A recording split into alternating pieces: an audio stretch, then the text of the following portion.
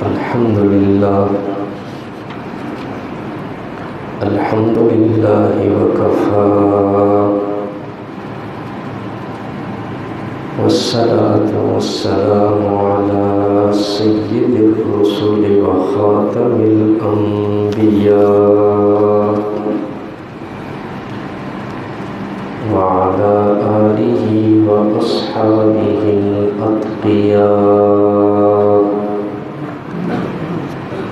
أما بعد فأعوذ بالله من الشيطان الرجيم. بسم الله الرحمن الرحيم. وأتموا الحج والعمرة لله. صدق الله العظيم. سبحان ربك رب العزة عما يصفون وسلام على المرسلين والحمد لله رب العالمين. اللهم صل على سيدنا ومولانا محمد وعلى آل سيدنا ومولانا محمد وبارك وسلم ثم صل عليه.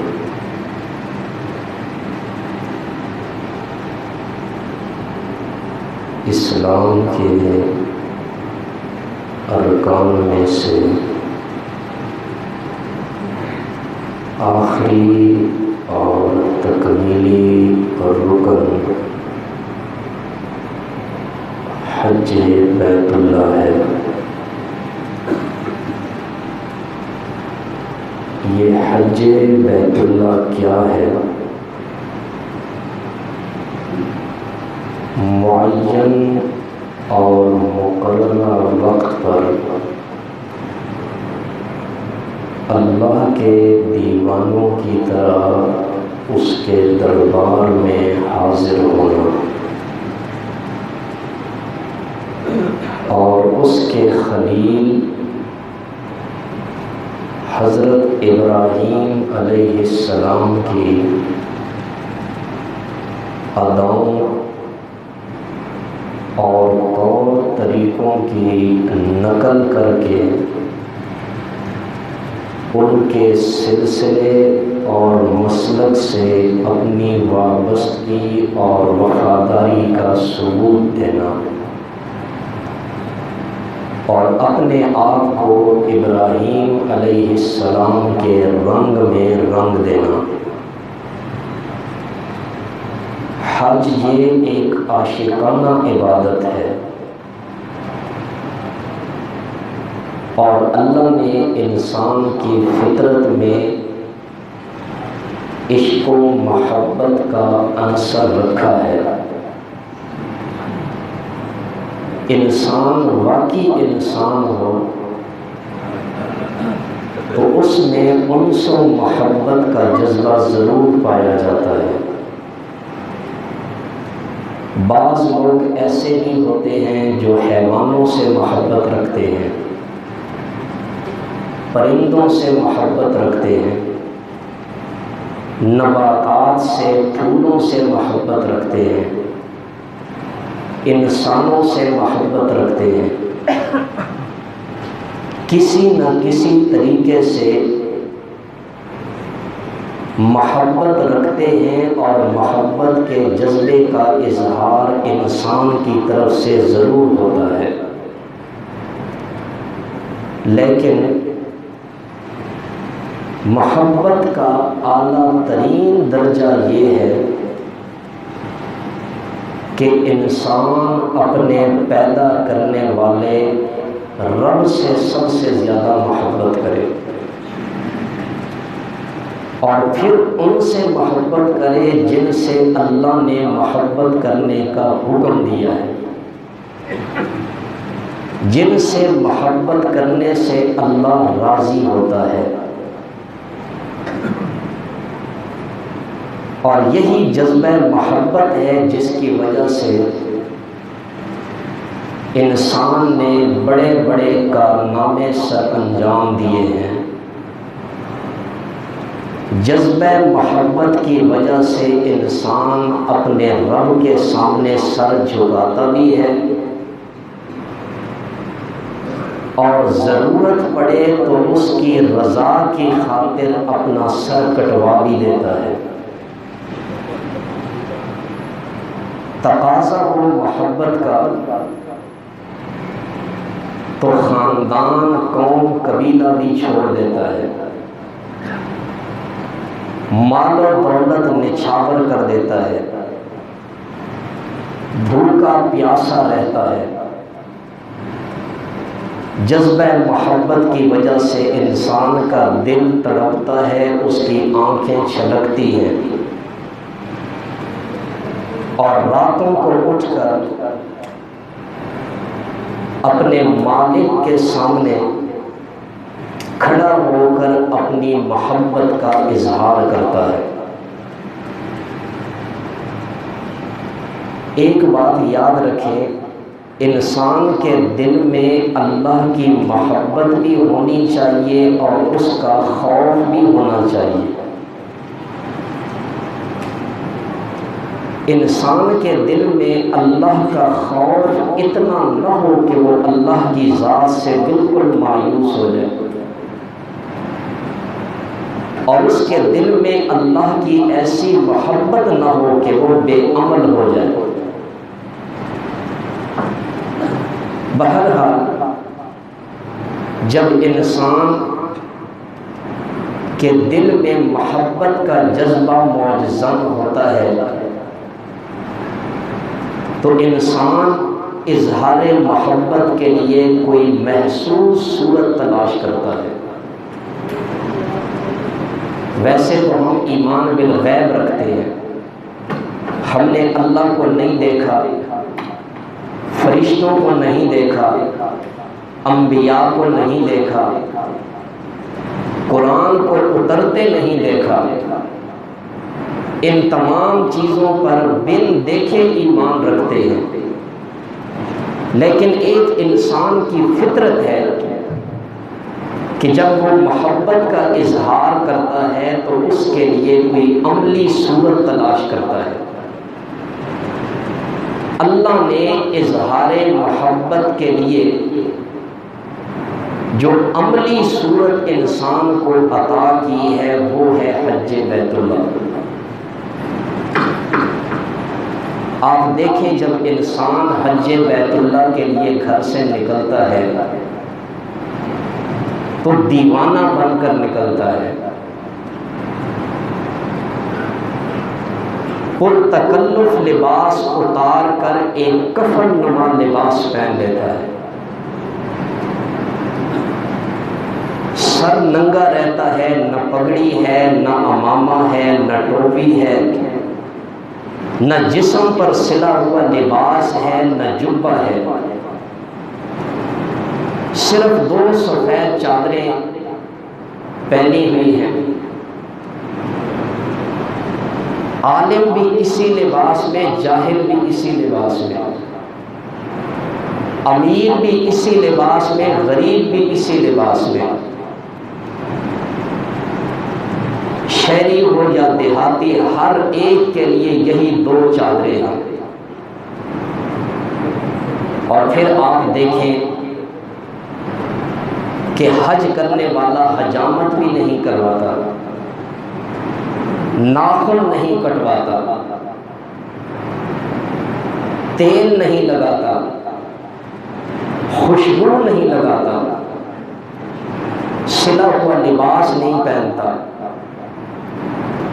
اور اس طرح دیوانہ بن کر چیخ چیخ کر کہتا ہے لبیک اللہم لبیک، لبیک لا شریک لک لبیک، اے اللہ میں تیری بارگاہ میں حاضر ہوں اور میں پکار پکار کر کہہ رہا ہوں کہ تیرا کوئی شریک نہیں ہے۔ اور پھر دیکھیں یہ دیوانہ بن کر چلنے والا شخص بیت اللہ کے گرد طواف کرتا ہے، پھر ملتزم کے پاس آ کر چمٹ چمٹ کر اللہ سے دعائیں کرتا ہے، پھر آب طہور زمزم سے اپنی پیاس بجھاتا ہے، پھر چلتا ہے صفا مروہ کے درمیان سعی کرتا ہے۔ یہ جتنے اعمال میں نے گنے ہیں یہ سارے وہی اعمال ہیں جو ایک دیوانے بندے سے سرزد ہوا کرتے ہیں، اور ایک مومن شخص جو یہ سارے عمل کر رہا ہے دیوانہ بن کر، یہ اللہ کی ذات کا دیوانہ بن کر یہ سارے عمل ادا کر رہا ہے۔ اور حج کا ایک بڑا مقصد وہ سیدنا ابراہیم علیہ السلام سے تجدید تعلق ہے۔ ابراہیم علیہ السلام سے تعلق کی تجدید ہے، ان کی نقل اتارنا، جیسے ابراہیم علیہ السلام نے کیا اسی طرح کر کے دکھانا، ان کی وفاؤں اور اداؤں کو یاد کرنا، اور جیسے ابراہیم علیہ السلام کی زوجہ نے کیا اسی جیسا عمل کرنا۔ یہ جو حج ادا کرتے ہیں اس میں جتنے بھی ارکان ہیں یہ سب ابراہیم علیہ السلام کی یاد ہے۔ ابراہیم علیہ السلام وہ شخصیت ہیں جس نے اللہ کی توحید کی خاطر اپنا سب کچھ قربان کر دیا تھا، اور یہ جو حج ادا کرتے ہیں یہ توحید کا سب سے بڑا سبق دیتی ہے کہ مومن بندہ اللہ کے اس حکم پر عمل کرتے ہوئے ابراہیم علیہ السلام کی نقل اتارتا جا رہا ہے۔ یا اللہ، جس طرح تیرے ابراہیم پیغمبر نے تیری توحید کی خاطر سب کچھ قربان کر دیا، ہم اگرچہ اس جیسے نہیں بن سکتے لیکن اس کی نقل اتارنے کی کوشش ضرور کر رہے ہیں۔ جب ابراہیم علیہ السلام نے اللہ سے اتنی محبت کی تو اللہ نے قرآن میں خود فرمایا وَاتَّخَذَ اللَّهُ إِبْرَاهِيمَ خَلِيلًا، اللہ نے ابراہیم کو اپنا دوست بنا لیا۔ اب قیامت تک جو شخص بھی بیت اللہ کا حج کرنے کے لیے جائے گا اسے وہ تمام ارکان ادا کرنے پڑیں گے جو کچھ ابراہیم علیہ السلام نے حج کے دوران کر کے دکھایا ہے، تب اس شخص کا جا کر حج ادا ہوگا۔ تو حج یہ ایک عظیم عبادت ہے، اور 9 ہجری میں حج فرض ہوا ہے، یعنی نبی علیہ السلام کی ہجرت کے 9ویں سال حج فرض ہوا، اور اس سے اگلے سال 10 ہجری کو رسول اللہ صلی اللہ علیہ وسلم نے اپنی وفات سے صرف 3 ماہ پہلے صحابہ کرام کی بڑی تعداد کے ساتھ بیت اللہ کا حج کیا، جو حجۃ الوداع کے نام سے مشہور ہے۔ اور اسی حجۃ الوداع کے موقع پر آپ علیہ السلام پر یہ آیت بھی نازل ہوئی الیوم اکملت لکم دینکم واتممت علیکم نعمتی، آج کے دن میں نے تمہارے لیے تمہارا دین مکمل کر دیا اور میں نے اپنی نعمت تم پر پوری کر دی۔ مفسرین نے لکھا ہے اس آیت میں اس بات کی طرف لطیف اشارہ ہے کہ یہ بیت اللہ کا حج یہ اسلام کا تکمیلی رکن ہے، اسی پر اسلام کے ارکان مکمل ہو چکے ہیں۔ تو حج جب 9 ہجری میں فرض ہوا تو پھر رسول اللہ صلی اللہ علیہ وسلم نے اعلان فرمایا کہ لوگوں، اللہ نے تم پر حج فرض کر دیا ہے اور اس کو اب اپنے وقت پہ ادا کرو۔ اور ترمذی شریف کی روایت ہے،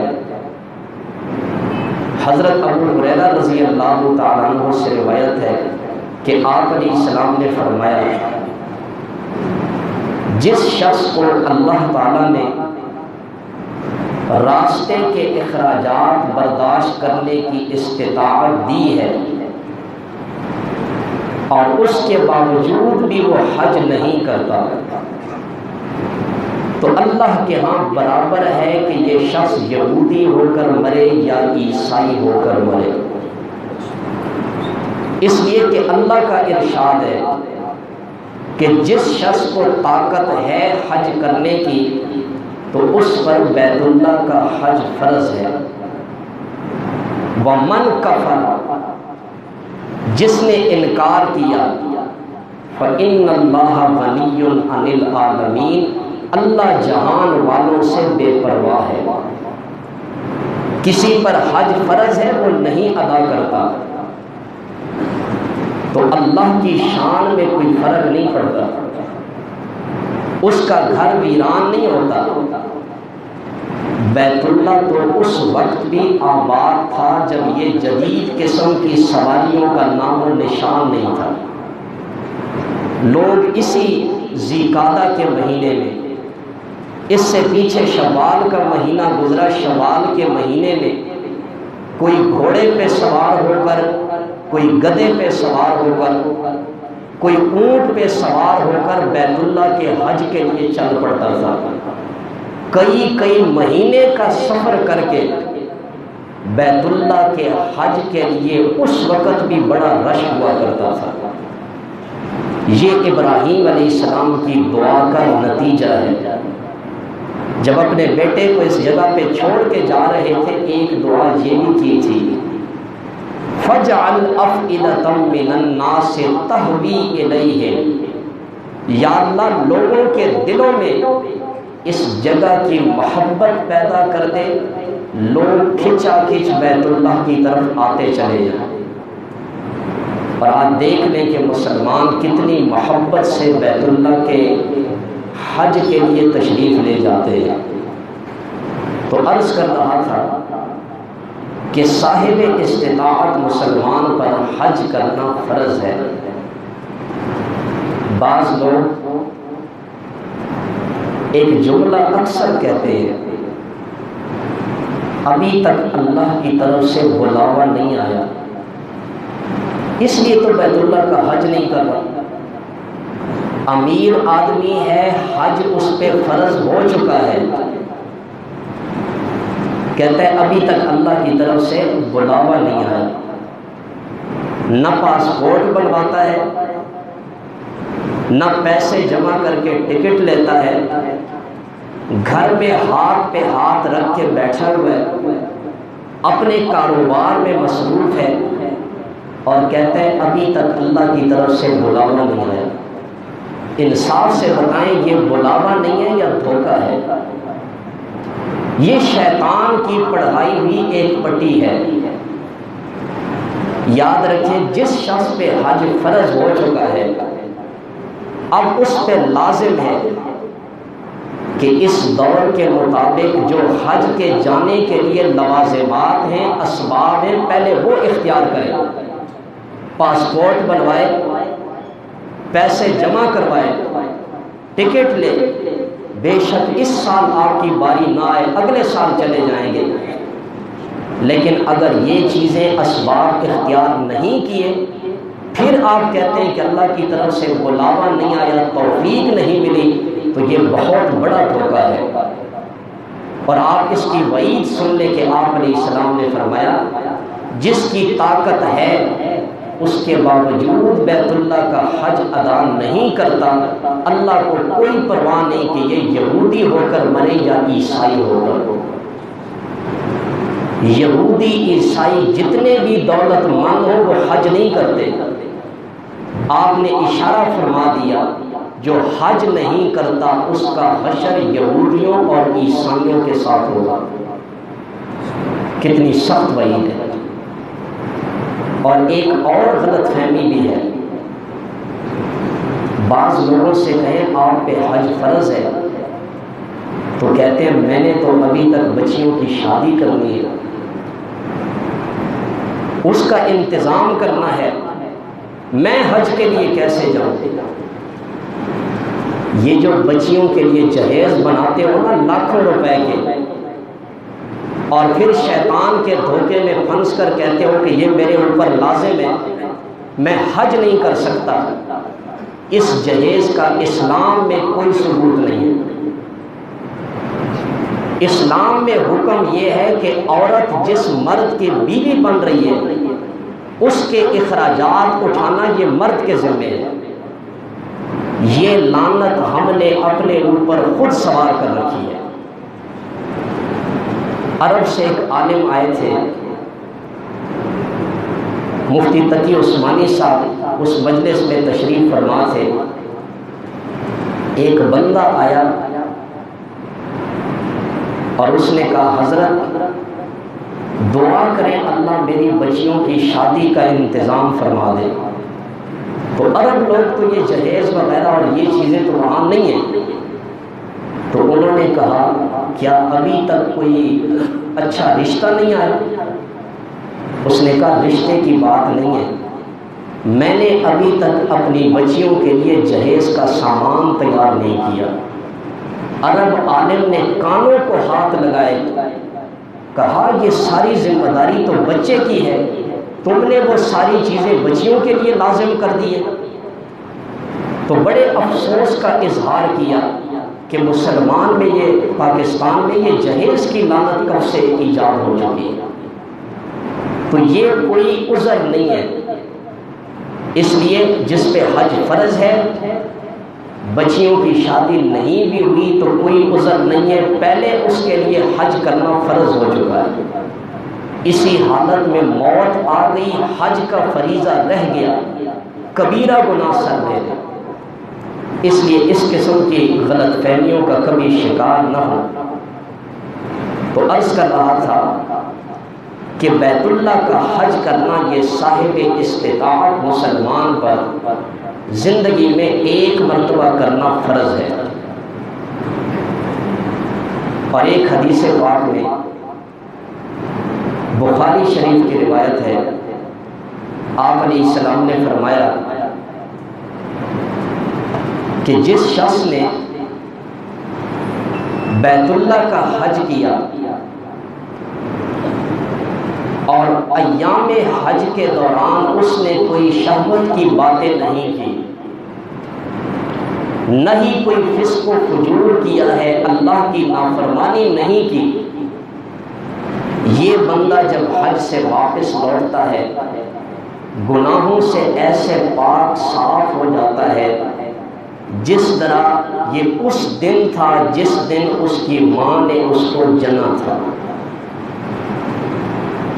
اگر کوئی بندہ گناہوں سے بچتے ہوئے صحیح طریقے سے بیت اللہ کا حج ادا کرے، اللہ اس حج کی برکت سے اس بندے کے گناہوں کو معاف فرما دیتے ہیں۔ اور ایک حدیث پاک میں آپ علیہ السلام نے مزید وضاحت فرمائی، آپ نے فرمایا من حج البیت، جس نے بیت اللہ کا حج کیا فقضا مناسکہ، اس کے سارے ارکان مناسک صحیح طریقے سے ادا کیے، فقضا مناسکہ، سارے مناسک ادا کیے، وسلم المسلمون من لسانہ و یدہ، اور اس کے ہاتھ اور زبان کے شر سے حج کے دوران دوسرے مسلمان محفوظ رہے، غفر لہ ما تقدم من ذنبہ، اس کے پہلے سارے گناہ اللہ معاف فرما دیتے ہیں۔ یہ حدیث میں آپ نے فضیلت سن لی ہے، لیکن اس میں آپ علیہ السلام نے دو باتوں کی طرف توجہ دلائی۔ قضا مناسک ہو، ایک تو حج کے مناسک ادا کرے، دوسرا حج کے دوران کسی مسلمان کو تکلیف نہ پہنچائے، اس لیے کہ حج میں بہت بڑا اجتماع ہوتا ہے، لاکھوں کی تعداد میں مسلمان اکٹھے ہوتے ہیں، کہیں ایسا نہ ہو کہ تھوڑا سا دھکا لگ جائے تو کسی کو گالی دے دیں، کسی کو برا بھلا کہیں، حجر اسود کو بوسہ دینے کے لیے موقع نہیں ملتا، آپ کسی کو دھکے دینے لگ جائیں۔ آپ علیہ السلام فرماتے ہیں وہاں مشکل ضرور ہوتی ہے، موقع ہے صبر و تحمل کا، وہاں تمہاری وجہ سے کسی مسلمان کو زبانی اور ہاتھ کی تکلیف نہ پہنچے۔ یہاں تک آپ نے فرما دیا اگر تم حجر اسود کو بوسہ نہیں دے سکتے، وہاں رش لگا ہوا ہے، دور سے یوں استلام کر لیں، اسی ہاتھ کو بوسہ دے دیں، حجر اسود کو گویا آپ نے بوسہ دے دیا۔ لیکن دھکے دیتے ہوئے، لوگوں کی صفوں کو چیرتے ہوئے حجر اسود کو بوسہ دیں گے، مسلمان کو تکلیف پہنچائیں گے، حج کا ثواب لینے کے بجائے کبیرہ گناہ کا عذاب لے کر لوٹیں گے۔ یہی چیز ہے سب سے بڑی مقصودی جس اسلام نے ہمیں سکھائی ہے کہ تمہاری وجہ سے کسی مسلمان کو تکلیف نہ پہنچے، دوسرا مسلمان تمہارے شر سے محفوظ رہے۔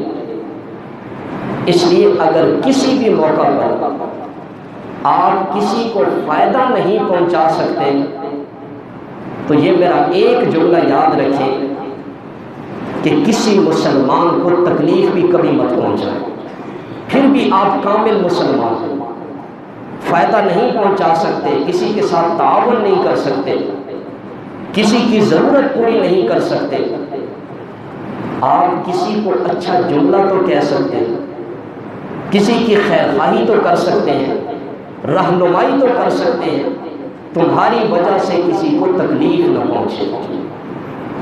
ایسا حج جب بندہ کر کے آتا ہے تو آپ نے فرمایا اس کے سارے گناہ اللہ معاف فرما دیتے ہیں۔ اور جو آیت میں نے پڑھی ہے اس میں اللہ نے فرمایا اتم الحج والعمرۃ للہ، حج اور عمرہ اللہ کے لیے پورا کرو۔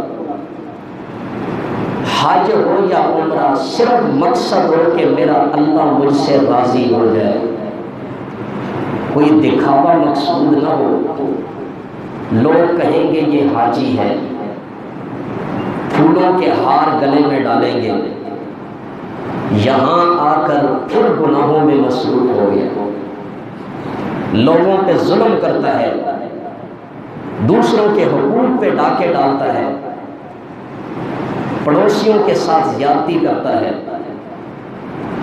یاد رکھیں پھر یہ حج مقبول نہیں ہے۔ جب بندہ گناہوں سے پاک صاف ہو کر آ گیا، حج مبرور اس کا بدلہ جنت ہے، تو پھر اس حج مبرور پہ قائم بھی رہنا چاہیے۔